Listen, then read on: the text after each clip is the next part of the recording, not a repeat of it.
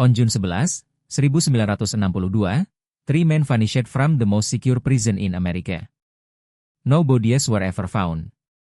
No confirmed sighting was ever proven. The FBI closed the case in 1979. The US Marshals never did. 63 years later, the file is still open, the warrants are still active, and nobody knows if Frank Morris and the Anglin brothers did in the bed at night, or simply walked away from his story. Alcatraz sits alone in San Francisco Bay. Cold water surrounds it on every side. In the 1960s, guards believed that water was a wall no man could cross. It was too cold, too fast, too far. That belief was the whole reason Alcatraz worked as a prison. You did not need better locks if the ocean itself was your cage. On the night of June 11, 1962, three inmates tested that belief. Frank Morris, John Anglin, and Clarence Anglin climbed out of their cells through holes hidden behind fence. They left behind papier-mâché heads, shaped and painted to look like them, tucked into their beds under blankets. Guards walked past those fake heads during the night check. Nobody noticed a thing. The men climbed through a utility corridor. They reached the roof. Then they climbed down the outside of the building, cell block wall by cell block wall, into the dark. Below them was the shoreline. Waiting there was a raft, built by hand from more than 50 raincoats, glued and folded into something that could float. Then they were gone. By morning, the alarm was raised. Prison staff searched the island. They searched the water. They searched the coastline for miles. They found a paddle. They found part of a homemade life vest. They found nothing else. No bodies washed up. No clothing. No trace of Frank Morris or either Anglin brother was ever recovered. This is where most escape stories end quickly. A body is found within days. A survivor is choked within weeks. But the story did not end. It simply stopped. The men were gone, and the record went silent. For the FBI, silence was not proof of death. It was simply the absence of evidence in either direction. Investigators had no way to say for certain that the men drowned. They also had no way to say the men survived. All they had was cold water, a strong current, and three prisoners who had outsmarted a prison built to be inescapable. That gap between what happened and what could be proven is where this case has lived for over 60 years. It is a gap that has swallowed theories, letters, photographs, and entire investigations. It is a gap that, as you will see, has never fully closed. But to understand why the case never closed, you first have to understand exactly how three ordinary men built an escape plan sharp enough to beat the most secure prison walls in the country. The plan did not start on the night of the escape. It started months earlier, in small pieces, hidden in plain sight. Frank Morris was the mind behind it. He had a high IQ, a long record of prior escapes, and a patience most prisoners did not have. He studied the prison the way an engineer studies a machine. He was looking for the one weapon nobody else had noticed. He found it in the fence. The cells at Alcatraz had small ventilation grills at the back wall. Behind those grills was a narrow utility corridor, used by staff for maintenance. Most prisoners never talked twice about it. Morris did. He noticed the concrete around the fence was old and worn down by damp air. It was weaker than it looked. Working a little at a time, using tools made from spawns, and later a homemade drill built from a stolen vacuum motor, Morris and the Anglin brothers slowly widened the holes behind their fence. They worked at night, timing their digging to the sound of an accordion played by another inmate, so the noise would blend into the music. Every night, a little more concrete came away. Every morning, they covered the hole with a cardboard grill, painted to match the wall. This went on for months. At the same time, they were solving a second problem. Even if they got out of their cells, they still had to cross open water. So they began collecting raincoats, more than 50 of them, taken from other inmates or smuggled in through trades. They cut the material into pieces and glued them together using heat from steam pipes, turning the raincoats into a crude but workable raft. They also built simple life vests the same way. They built dummy heads for their beds using soap, toilet paper, and real hair collected from the prison barber shop. The detail was careful. Painted skin tone. Real human hair. Blankets pulled up just enough to hide the shape underneath. It was not meant to fall a guard staring closely. It was meant to fall a tirade guard glancing through bars in the dark, which is actually what happened. By June, everything was ready. A fourth man, Alan West, was supposed to escape with them. His hole was not wide enough on the night they planned to leave, and he was left behind. He gave investigators most of what they later knew about the plan, because he was the only one still in a cell to explain it. Morris and the Anglins were already gone. What West could not tell them was what happened after the man reached the water. He did not see it. Nobody official did.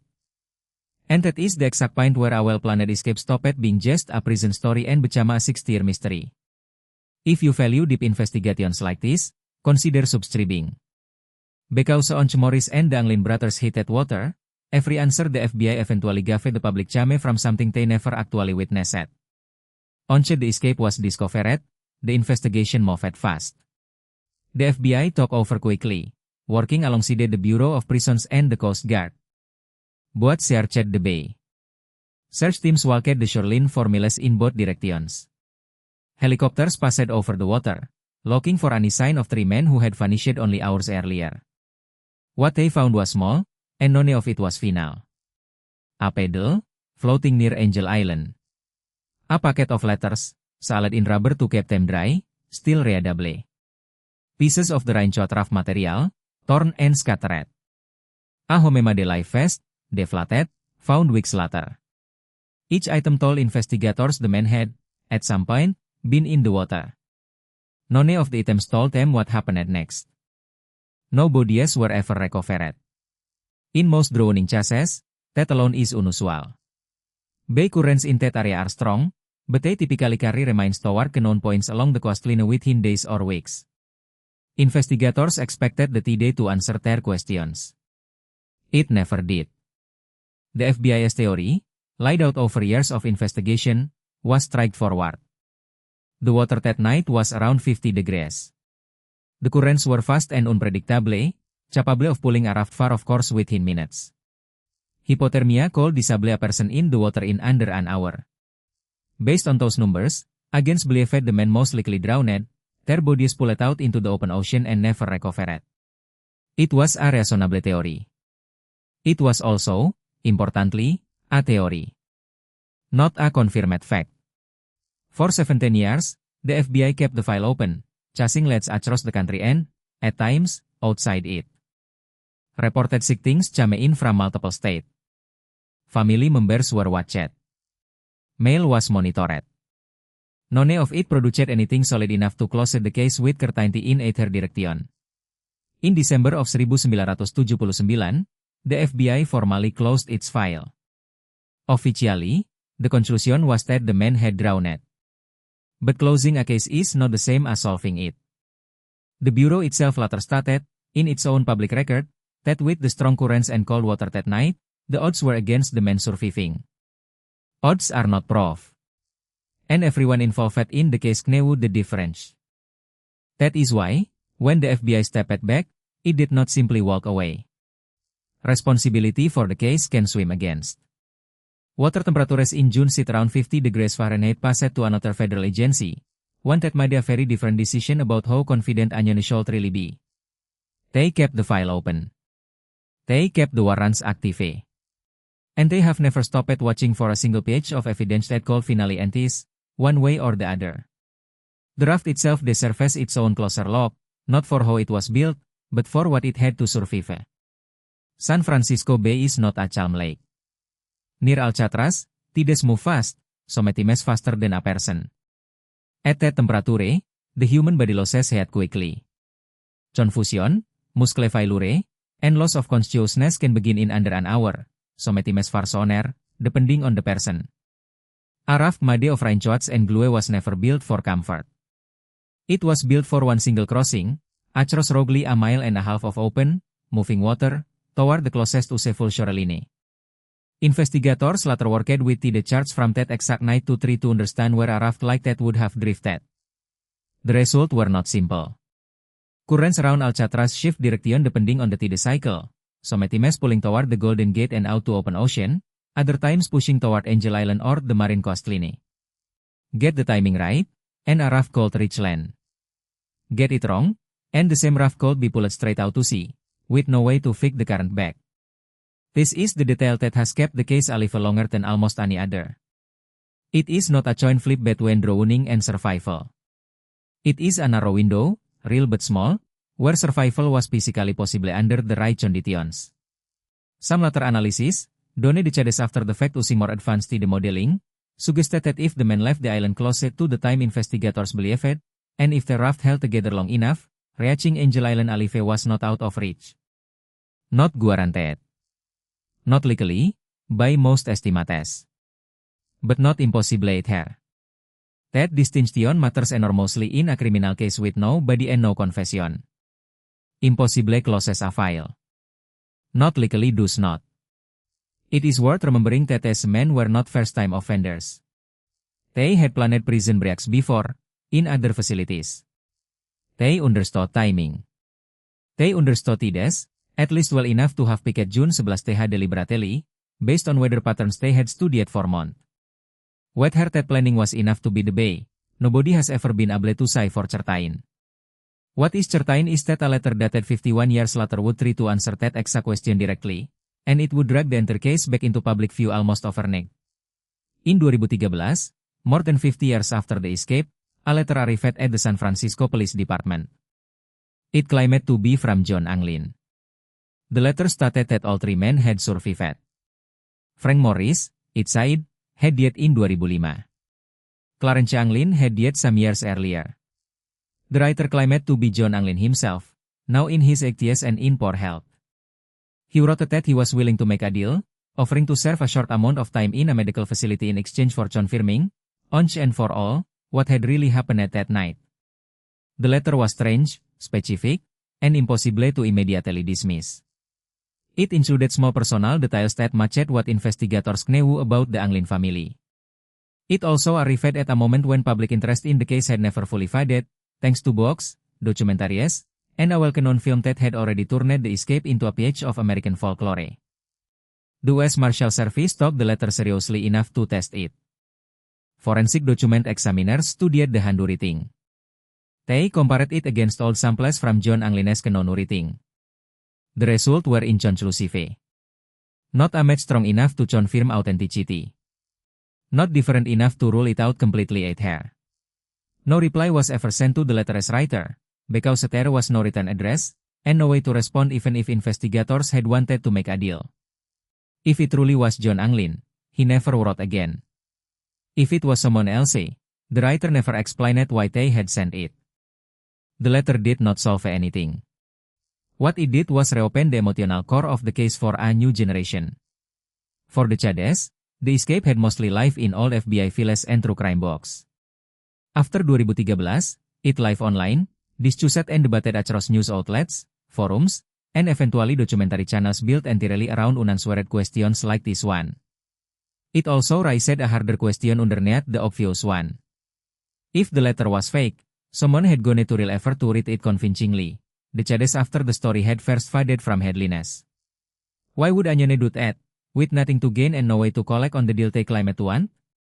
That question became even harder to ignore once investigators looked back at something else entirely, a page of evidence that had already existed for years before the letter ever arrived, sitting quietly in a family photo album on another continent.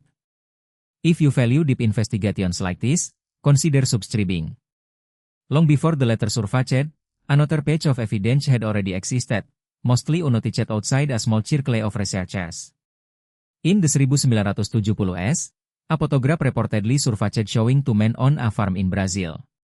According to the family members who eventually shared it, the photo showed John and Clarence Anglin, years after the escape, alive and living under different names in South America. The image was casual, the kind of snapshot taken at a family gathering, not a posed portrait. That casualness is part of what made it hard to dismiss outright. Nobody staged a blurry farm photo to fake a legend. The photograph stayed largely out of public view for the Chades, passed between family members and a small number of researchers who had spent years chasing the case independently. It resurfaced publicly around 2015, when a History Channel investigation broke it to forensic facial recognition experts for analysis.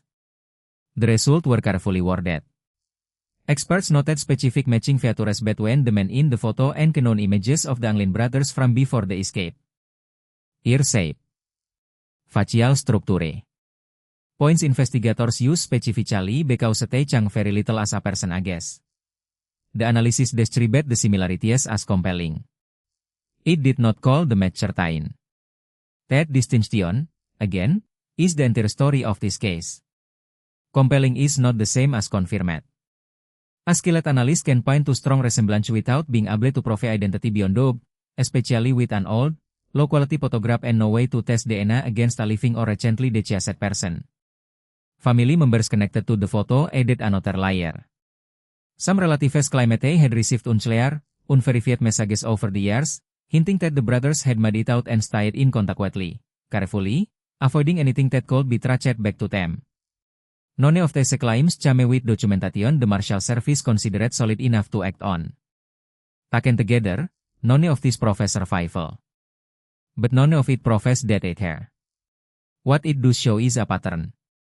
Every few years, for over 5 decades, something new has surfaced. A letter. A photo. A family story. Each one arrives with just enough detail to feel real, and just enough uncertainty to never be confirmed. That pattern is actually why one federal agency made a decision back in 1979 that almost nobody outside the case fully understood at the time, a decision that is the entire reason this file is still technically open today. On December 31 St. 1979, the FBI formally closed its investigation into the Alcatraz escape. Publicly, the case was over. Privately, within the agency itself, something more careful was happening. Responsibility for the case did not disappear. It transferred to the U.S. Marshal Service, and it has stayed there ever since. This detail gets lost in most retellings of the story. People hear, the FBI closed the case, and assumed that means the mystery was officially solved. It was not. The FBI closed its own file based on probability, not proof. The Marshal Service, taking over from that point forward, made a different judgment call. They kept arrest warrants active for all 3 men. They kept the case listed as open. And they assigned it to a small, specialized unit built specifically to track escaped federal prisoners, no matter how many decades had passed. For years, that unit followed up on tips as they came in. Reported sightings from across the country. Unverified letters. Family rumors. Most LED nowhere. AVU, like the 2013 letter and the Brazil photograph, were taken seriously enough to involve forensic experts. None produced a conclusive answer. The Marshals' own reasoning has always been simple and consistent. Without confirmed remains, and without a credible sighting that holds up under investigation, there is no legal basis to declare the man dead. And without capture, arrest, or confirmed death, there is no legal basis to close an active case at here. So the file stays open, technically, permanently, unless one of those 2 outcomes is finally reached. This is not unusual behavior for the agency. The Marshal Service handles fugitive cases that can run for decades, and its own history includes chapters made 10, 20, even 30 years after an escape. Time alone does not close a file for them. Evidence does. What makes the Alcatraz case unusual is not the agency's patient. It is how little new evidence has actually arrived in 63 years, despite the enormous public interest surrounding it. A famous case, a famous film, endless public fascination, and still, after all that attention, no confirmed remains and no verified survivor has ever come forward. That gap between public certainty and official record became especially visible again in 2025, when Alcatraz itself was suddenly back in the news, not because of a breakthrough in the case, but because of a decision that had nothing to do with the escape at all, and everything to do with reopening the prison itself. In early 2025, Alcatraz made headlines again, but not because of anything found in the water.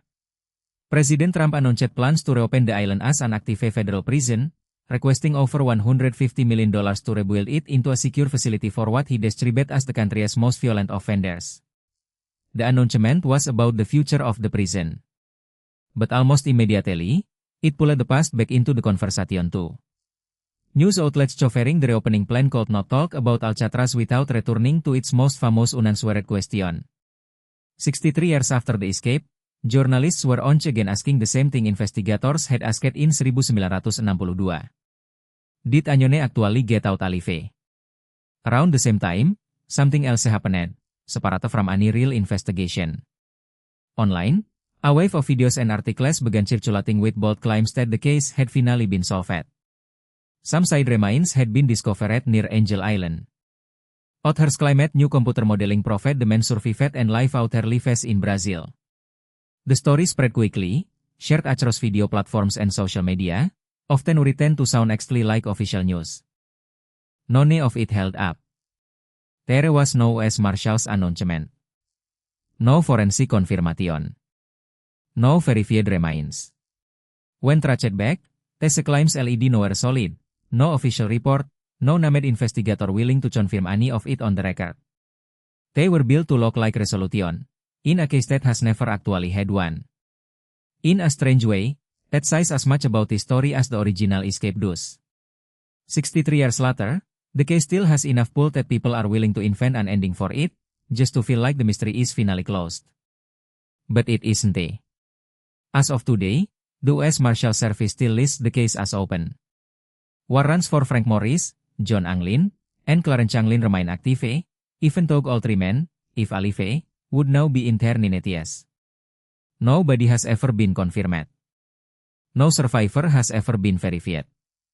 The file remains exactly where it was left decades ago, waiting for one page of evidence strong enough to finally close it. Might that evidence exist somewhere, in a family's old photo album, or a forgotten government file, or simply at the bottom of a cold, moving bay that has kept its secret for over 6 decades. Or might there is no ending left to find, only the same unanswered question, asked again by every new generation that hears the story for the first time. 3 men climbed out of the most secure prison in the country, crossed water that was never supposed to be survivable, and disappeared into history. Whether they walked out of that bay or never left it at all, no one has ever been able to prove. And until someone can, Alcatraz keeps its secret.